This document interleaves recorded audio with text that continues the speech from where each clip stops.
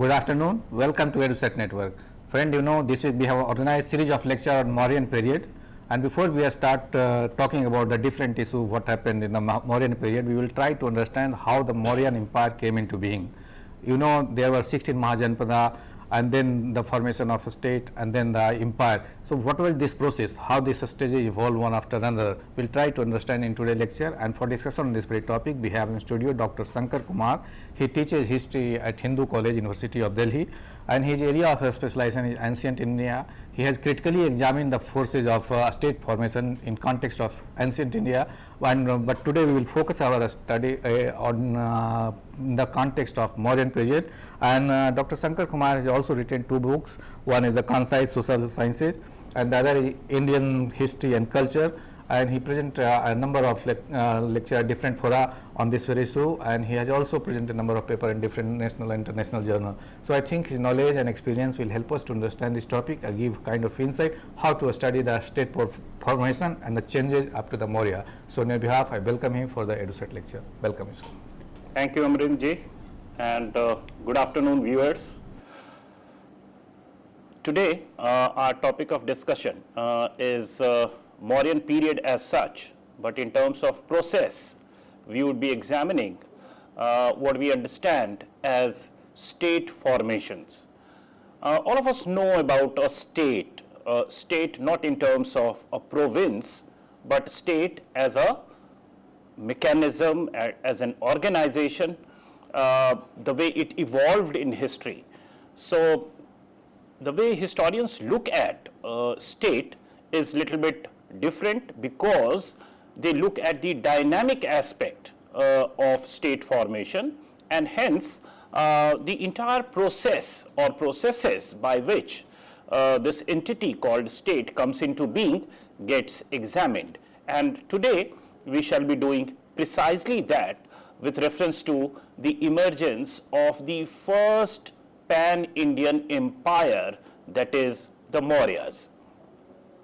It is this particular issue which accords a lot of importance and significance to the Mauryan period or to the emergence of the Mauryas.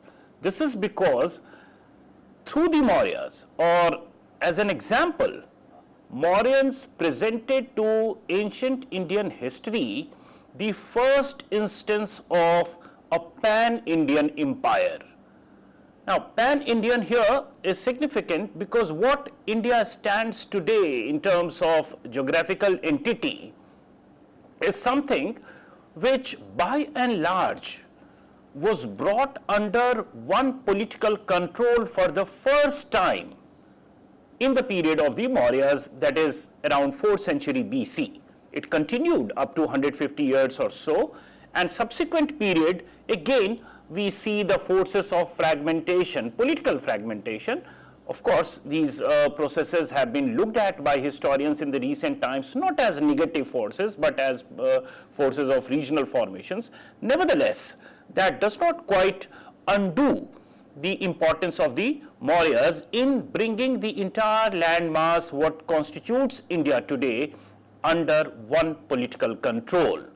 So if you happen to look at the political map of the Mauryas, you'd appreciate that almost the entire subcontinent, the Indian subcontinent, was under the Mauryan control. And in the northwestern part, it extended right up to Persia, or so to say Iran, Iraq in the present circumstances, because one of the Ashokan edicts do inform us that the neighboring state in the western part or in the northwestern part happen to be regions like the Syria, Turkey and so forth. So the stretch of the Mauryan Empire was such huge. Now this, having discussed this, the geographical expanse of the Mauryas, similarly down south we again find that except the lands of the Tamil, Chol, Chera, Pandya, Satyaputra and so forth, which is the southern tip of the peninsula, the entire Deccan was under the Mauryan control.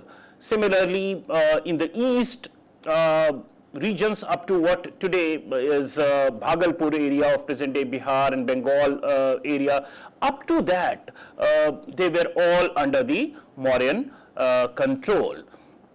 Now, today we are not going to discuss about the nature of control or the administration during the Mauryas. Rather, we are looking at the historical backdrop of the emergence of this empire, and in this process we shall specifically be examining the process of state formations. Now, as you can see on your slide, our scheme of discussion to begin with is to look at various conceptualizations of the state, the stages of state formation, and its eventual emergence as an empire, as the fully blossomed state with a fair degree of control from the center, which is represented through an empire. And this could be fructified, this could be arrived at only during the time of the Mauryas. So the entire process that we would be talking about today would be pre-Mauryan, and we would come up to the Mauryan looking at the gradual changes through which state strengthened itself and eventually emerged as an empire by the 4th century BC during the time of the Mauryas. So this is what we shall be doing. Now, in terms of conceptualizations, all the viewers can simply think of any kind of political organization or socio-political organization which organizes resources, which gives some semblance of governance, or which gives some shape to the way everyday life or matters of cooperation or transactions are all regulated. So if there is any such agency which carries out such functions, then we tend to associate the term state with such entities. Now, in ancient Indian tradition, if one has to say, one can look at various conceptualizations. For instance, all of us are very much familiar with the Saptang theory of state, that is, state with 7 limbs. And when we look at such conceptualizations in Indian tradition, you would find that specific elements of state are mentioned here. For instance, there has to be a king, there has to be an army, preferably standing army. Similarly, there has to be ministers, there has to be spies, there has to be some system through which revenue is generated and collected. If you have read Kautilya's Arthashastra, which is written around the Mauryan time, you find an additional element of state getting added to this conventional Saptang theory of state in India, and that is that additional element is the enemy state. So it is necessary for a state to have an enemy state, which kind of strengthens or provides some kinds of consolidation to the forces of state formation and so forth. Now, having discussed this, various conceptualizations, let's try and understand some of the preconditions of such an entity coming into being. In economic terms, you would realize that the specific limbs that we talked of, states, in the sense of army, in the sense of ministers, in the sense of spies and so forth, or the king, they all need some economic resource to sustain themselves, because they are all not doing agriculture to sustain themselves, they are doing specific task. Now, since they are 24 hours engaged in specific duties for the state, therefore, they need to be sustained. There has to be some institution which sustains these organizations or these limbs of the state. So, unless the economy of that area over which the state has come up has enough capacity to generate revenue or surplus, we can't think of such states coming into being. Now, alongside this revenue generating capacity or surplus generating capacity, there are several other conditions. For instance, the society needs to be not only segregated into classes, but there has to be some degree of inequity, there has to be some degree of inequality. It is only then that some portion of the surplus generated is siphoned off for state machinery to sustain itself. So, a degree of social differentiation or stratification is also a precondition for the state to emerge. All these changes, as you would see, had been attested or they had come up in the Indian history during the later Vedic period. Later Vedic period here would mean the period from 1000 BC to around 600 BC in the northern part of India. If we discount Rigvedic period as by and large tribal kind of polity with limited social differentiation or economic differentiation, and hence the class formation as a process being minimal, then one will have to look at the later Vedic backdrop of the Mauryan period in order to understand the process of state formations, and that is what we shall be doing.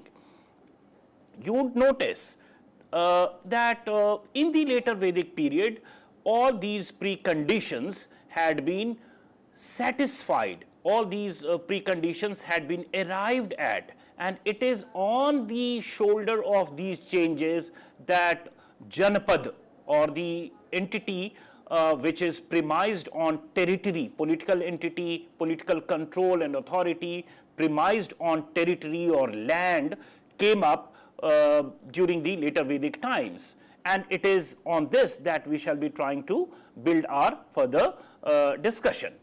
Similarly, there are stages of state formation, as we just talked about, that this process of state formation required some preconditions to be fulfilled. Therefore, the moment those changes get registered in Indian history, we need to take note of that, because they are essential preconditions, and without those conditions getting satisfied, one cannot think of a full-fledged state.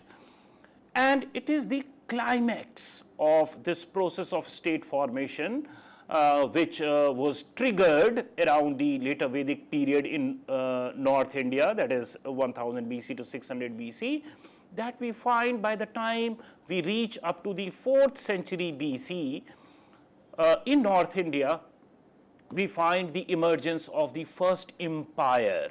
Now, what is it that distinguishes an empire from a state? State we have already talked about. It is a kind of socio-political organization which organizes resources in its own ways, and it has some specific functions to perform, it has some specific limbs through which it operates and sustains itself. Now, empire needs to be understood, or emergence of empire needs to be understood in a more diverse way. In fact, one can visualize an empire as so to say a more intensified form of state more expansive form of a state also. At the same time, what is critical for an empire is to have diverse areas, diverse social entities under itself, diverse, you can say, geographical areas under itself. It is this sheer heterogeneous aspect of the rule which earns a state the connotation of an empire. So, if it is by and large one kind of cultural, historical or economic area or social area that we are talking of under one political organization, we would only use the epithet state. But if that political organization or rule includes very diversified areas, some at one stage of social development, others at a lower stage of social development. There could be other areas which are very advanced and so forth, and yet there are areas where the process of social formation has not even started in a big way. People are doing agriculture, in some areas they are doing pastoral activities, in some areas they are doing rudimentary exchange, barter form of thing and so forth. So, if all these areas are brought under one political entity, then we can use the epithet of empire for such formations. The Mauryans do stand as a candidate to earn the epithet of empire, because the area under their control was huge and also very diverse and heterogeneous. Northern part of India, where agriculture had begun in a big way, organized trade had begun in a big way, whereas in some portions of Deccan and peninsular India, we still find very rudimentary kind of such economic activities happening, little bit of exchange is happening, as is attested by Sangam literature and so forth. So, here in Deccan and peninsular India, people had not taken to agriculture in a big way, yet there were some economic transactions happening, and yet the Mauryans had all such areas under its ambit, and that is what is important in terms of its understanding as an empire. It is the sheer heterogeneity. Now, coming to the processes in particular, processes of state formation in particular, let's try and capture the essence of change which got registered during the later Vedic times. And that is, there was a gradual movement or political transformation from kin-based to territory-based. You must have heard of the early Vedic kings being referred to as Gopati, or kings who were the master of cattle, and they were kings of their kinsmen, K-I-N-S, kinsmen. So, the king is the king of the kinsmen in the early Vedic times, meaning thereby that there is hardly any territorial connotation in their kingship. So, they are the king of their blood relations or their extended kin group. And you must have, if we talk of the contemporary times that we are talking of, for instance, Kurukshetra. Now, Kuru is the name of a family. Similarly, Panchal. Panchal is has a connotation of a kin group, and it is only subsequently that a particular area got associated with this kin group. Whereas you can have entities in history towards the end of the later Vedic period, around 6th century BC. For instance, if you talk of Magadh. Now, Magadh doesn't have any kin connotation. It is out and out a geographical area that we are talking of. So, the point that I am trying to make here is that earlier, in the earlier times, in the early Vedic times, the entire polity was organized on the basis of kin group, whereas in the later Vedic times, it was moving away from kinship to territory based kings. So, from Gopati, now the kings are being referred to towards the end of later Vedic period as Bhupati, the master of land. That also involves the associated economic changes that we shall be subsequently talking of when we take up the changes which were registered around the 6th century BC in northern India. Now, what this led to, what this critical change from kin-based to territory-based polity led to, is exemplified in the ancient Indian sources as Janpad. So, from the later Vedic accounts, we start getting reference to this particular term, Janpad. What were these Janpads? Jan, all of us know, has the connotation of a tribe or a kin group and so forth, and Pad is pair or feet or the movement that we associate with. So, the area in which a particular Jan or a particular tribe or a particular kin group moved around, so that area started being referred to as Janpad. So, this is the literal meaning of this particular term, and historians have used such etymological studies to understand actually what it stood for, or the processes that must have been beneath such changes. So, with agriculture becoming more and more important in relative terms to pastoral way of life, which was the prime form of life in the early Vedic period, land was being accorded more and more significance. So, the kings who earlier were the kings of their kinsmen started being very particular about the territorial control, that they need to control this area. They were kings not only to safeguard the kin members, but also the economic interest which were vested in the land on which these kin group survived or sustained themselves with. Over time, you find that alongside the family group or kin group, other social categories also started being brought under the purview of Janapadas. So, by the time we reach the end of later Vedic period, it is not merely a matter of close relatives or extended family group, but there are people from other social categories also living on that patch of land which is represented in the sources as Janapads. By the time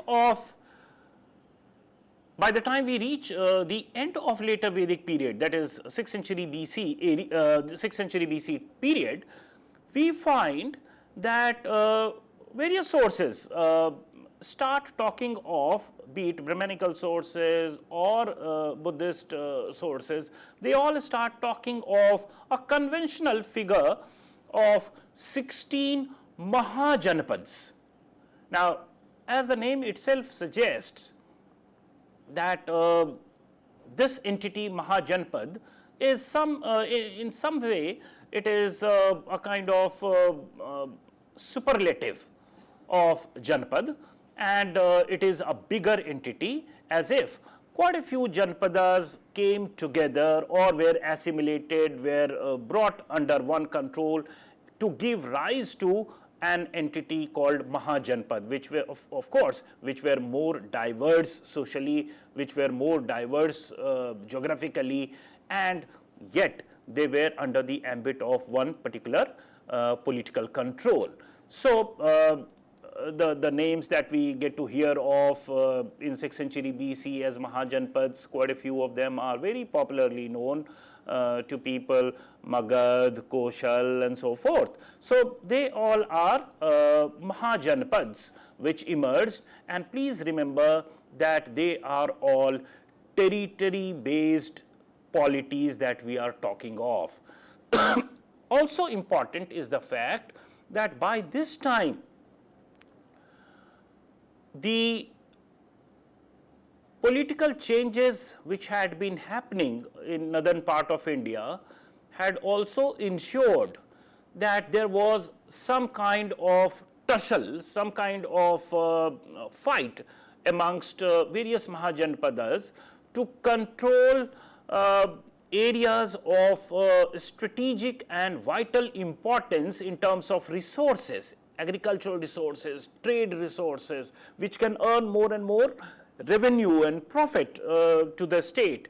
And in this process, we find that by the end of 6th century BC, it is the Magadh Mahajanpad which emerges as the triumphant Mahajanapada and overshadowing other Mahajanapadas, and the subsequent history of these political changes terminates or reaches its climax by the time we reach the period of the Mauryas towards the beginning of the 4th century BC. What happens is that by 4th century BC, we find most of the Mahajanapadas getting conquered by the Mauryas, which ruled from Magadh as the core, or as the, you can say, as the nucleus of the empire. And it is this process by which the territorial kingdoms called Mahajanapadas acquired the status of an empire, because now we are talking of a very huge area which is socially and economically and even politically very differentiated. So, that is how the Mauryan polity emerged in the form of an empire. We shall be talking about the associated political changes around 6th century BC, also with reference to the triumphant march of monarchical system over other forms of polities, for instance republican polities or oligarchies that existed in different Mahajanapadas. So, they are concomitant political changes or processes that we need to look at. Now, as you can see on your slide, what we are trying to do now is try to look at the crucial changes that we had been talking of in the 6th century BC, which is the middle of the first millennium. Now, 6th century BC is a very happening kind of time in ancient Indian history. Some historians regard this period as the axial period of ancient India. This is the period where a lot of transformations had happened, very critical transformations had happened. For instance, after the demise of the Harappan towns, for the first time, or if you look at it sequentially, it could be the second time if we also take the Harappan history in our purview, that cities were emerging in a big way. And interestingly, most of the cities which emerged around 6th century BC in North India continue to remain as cities even in the present times. So, the foundations of, or the preconditions of the emergence of cities around 6th century BC were so robust that they continue to operate all through the subsequent history, to the extent that even today cities like Patliputra, the present day Patna, Kashi, or the present day Banaras, they are all surviving as big cities even in the present times. So, these are some of the very important economic changes happening around 6th century BC.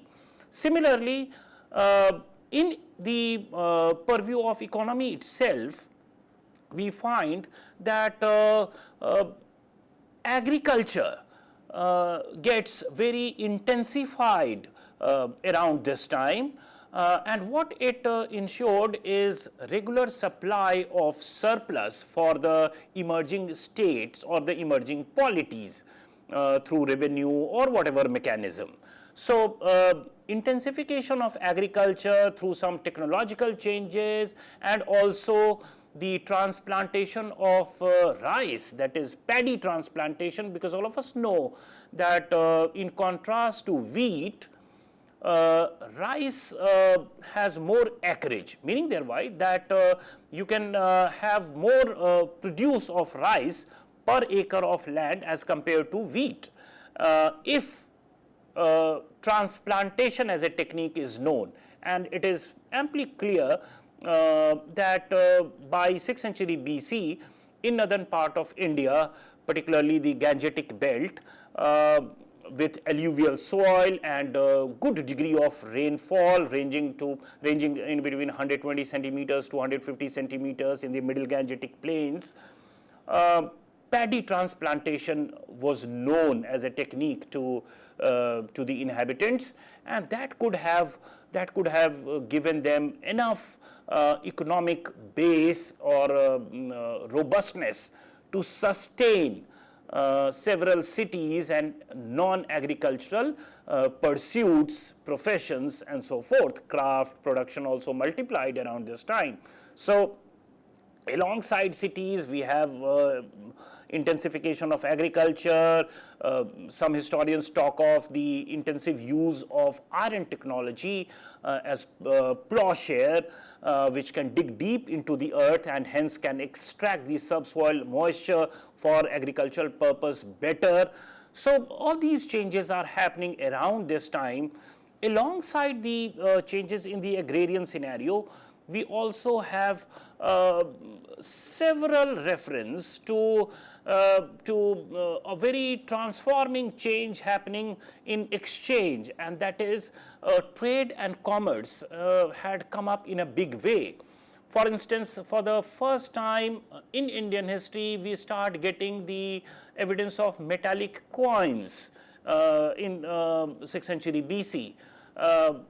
You must have heard of the punch-marked coins. Punch-marked coins are silver coins of different shape, not exactly circular as we are familiar with, but of rectangular or triangular and different shapes with some marks punched over it.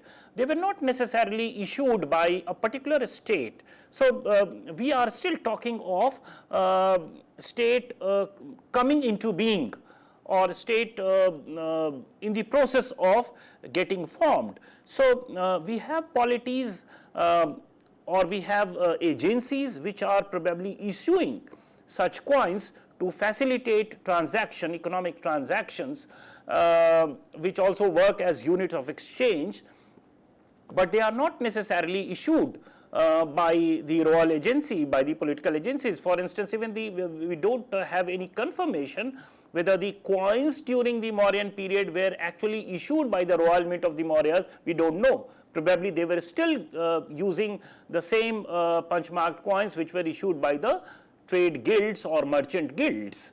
What we understand in sources as shrenis.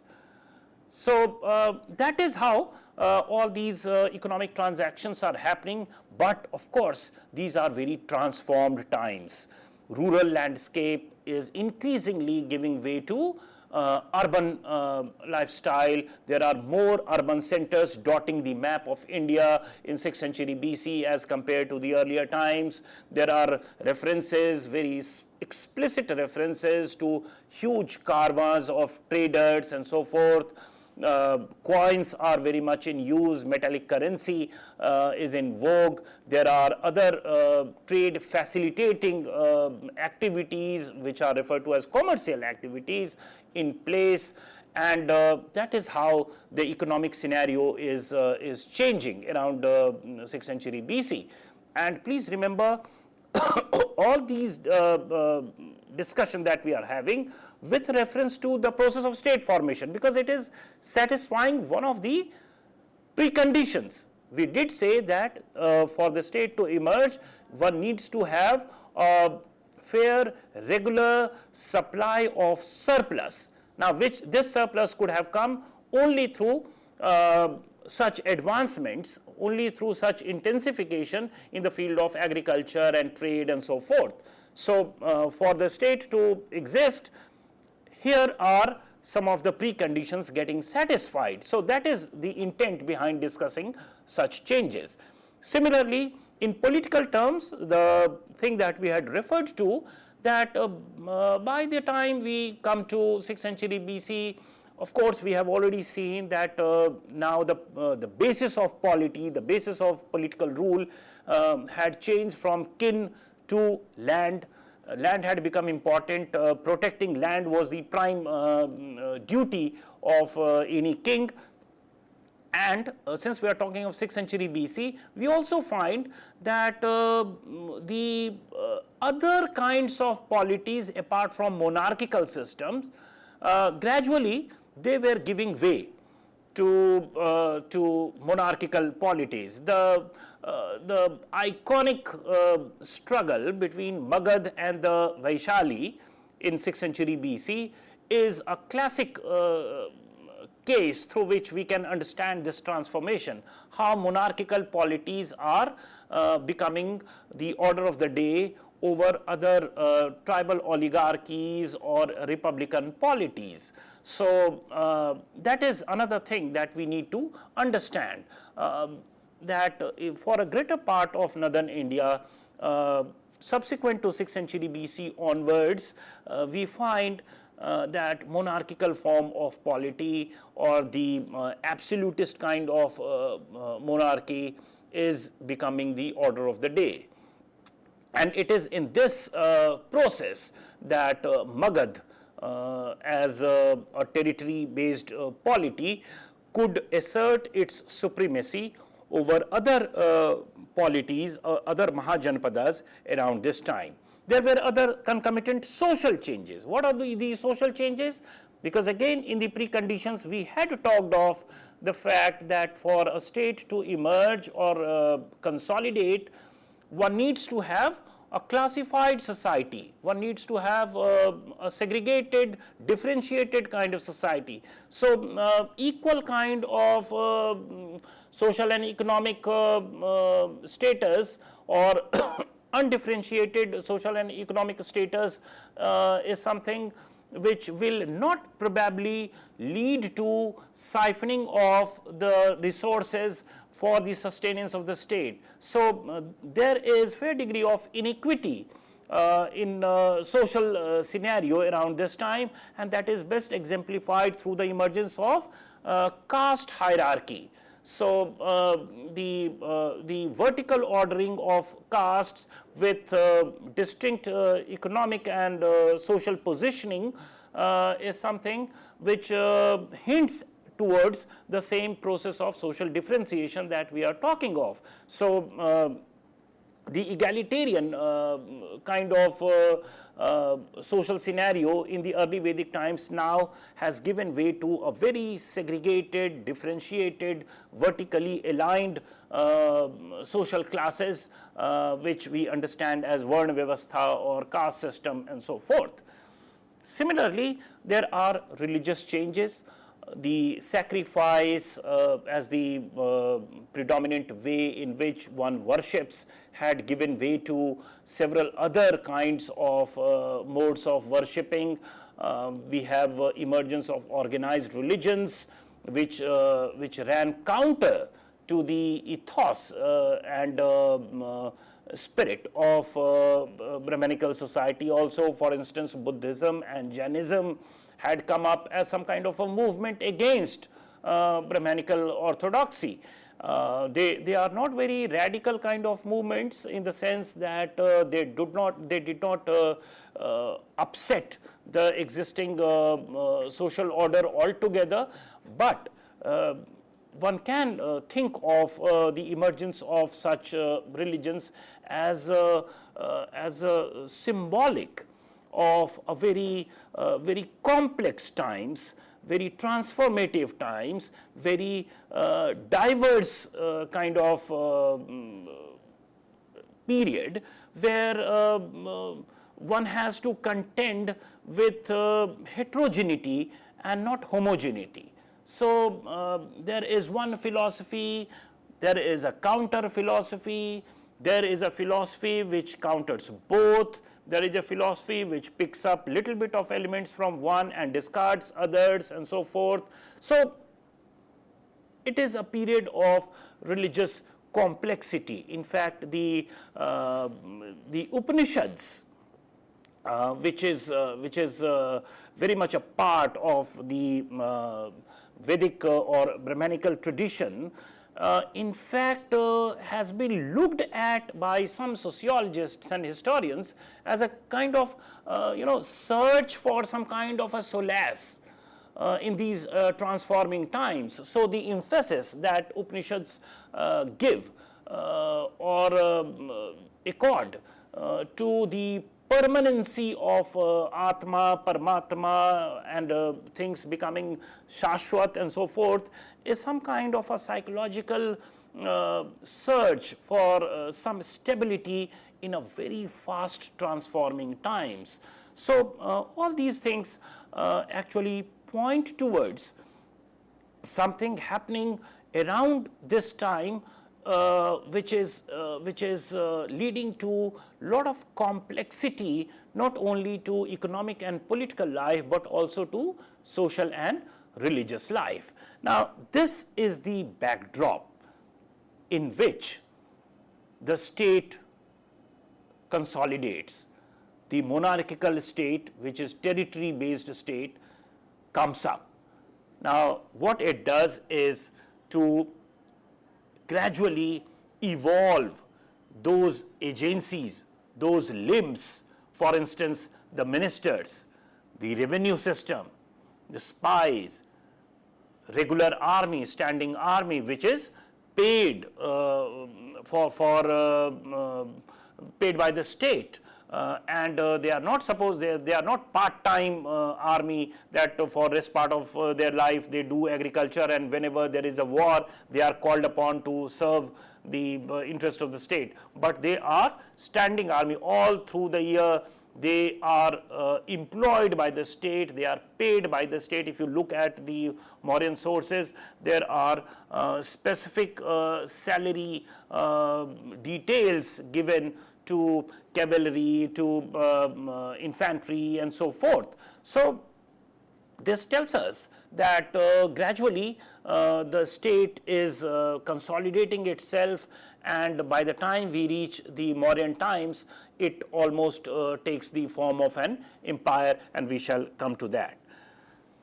Now, as we discussed in one of the earlier slides, that Magadh, which is one of the 16 mahajanapadas around 6th century BC, towards the end of 6th century BC, emerged as the most powerful of the Janapad, and it is with the Magadh area as the core area, as the nucleus, which went on to sustain the form of empire under the Mauryas.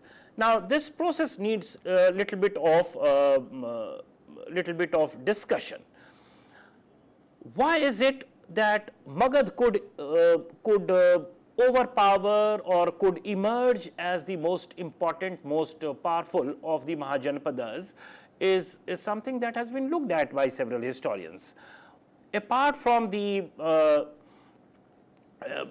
valor of individual monarchs and so forth, there are more important underlying factors which are partly geographical and economical, which need to be understood in the context of emergence of Magad as the most powerful of the mahajanapads.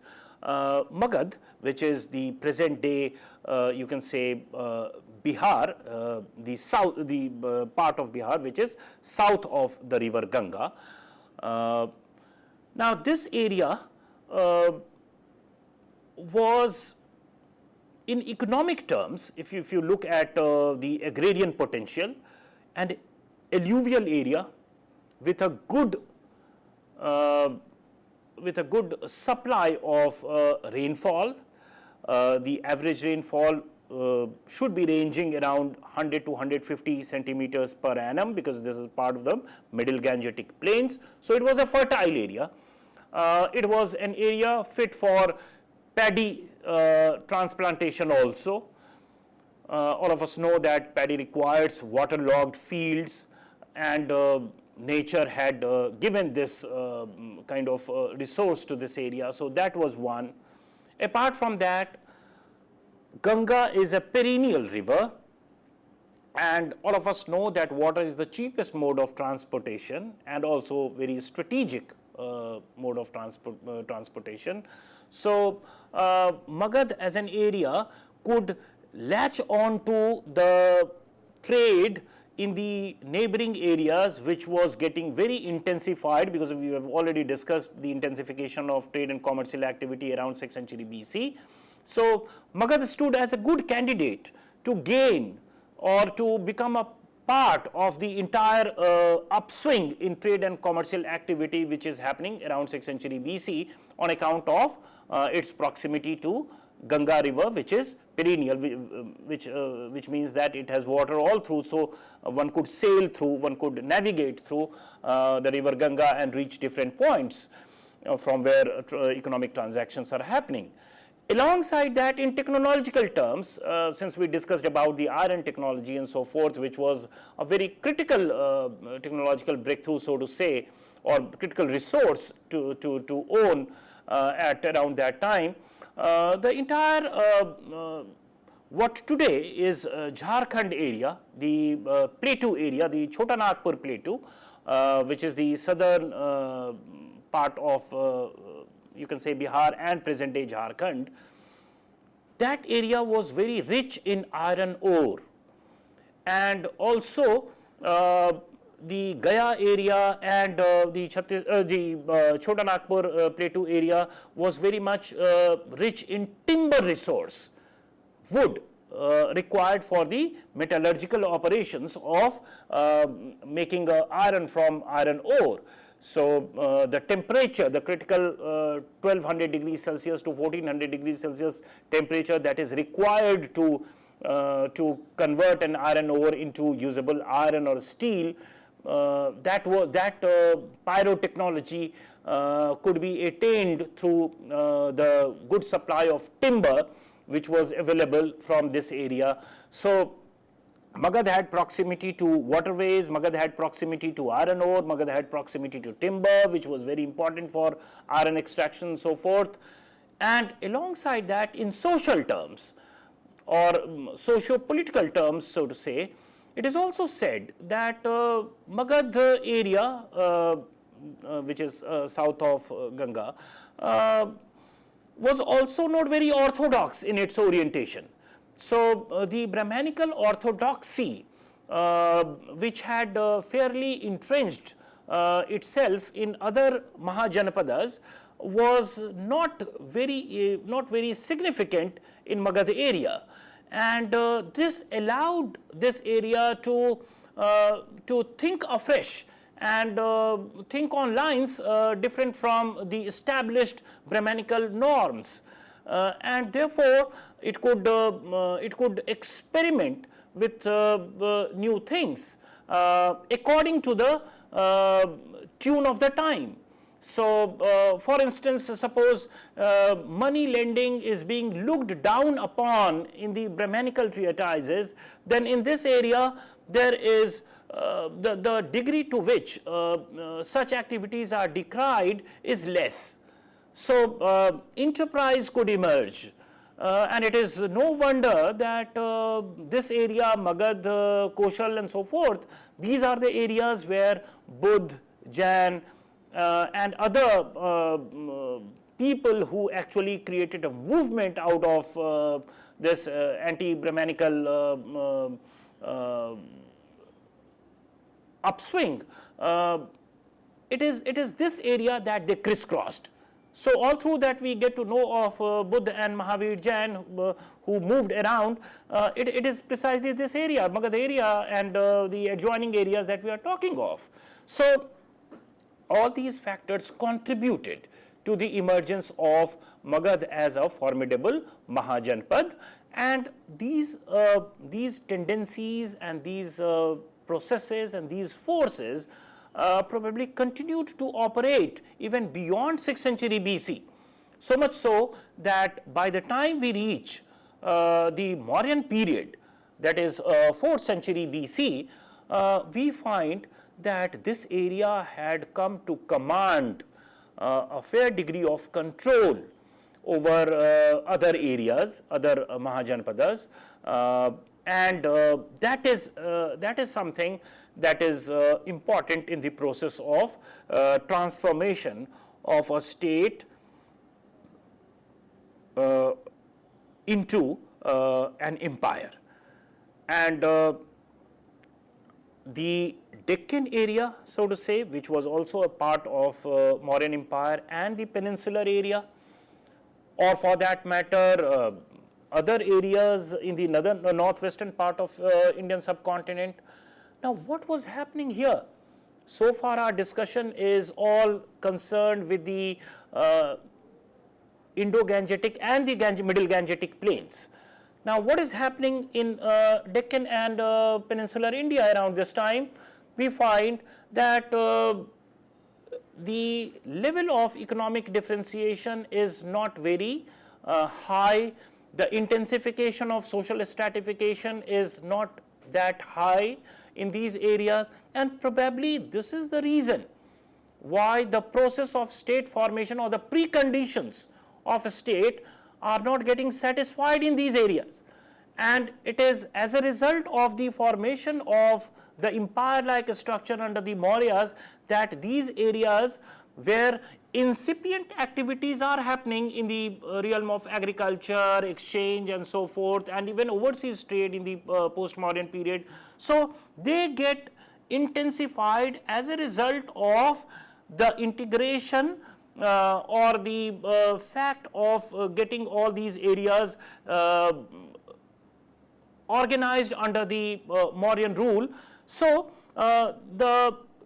you can say the impulses of change are coming to Deccan and southern part of India, not only on account of local factors, but also on account of movement of merchants, movement of monarchs, movement of monks, the 3 M's. Some historians have talked of this 3 M, that monks, merchants and monarchs crisscrossed these areas, thereby bringing about very critical changes in Deccan and peninsular India, which were of great significance in the emergence of state society.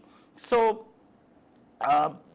by the time we reach up to the Mauryan period, we find that the impulses of these change which had registered in northern part of India had also started influencing the Deccan and southern part of India, and these areas are also in the post-Mauryan times starting to show the emergence of entities similar to state. For instance, the Maharashtra and Andhra Pradesh area do show us the emergence of state around the 2nd century BC, 1st century BC onwards.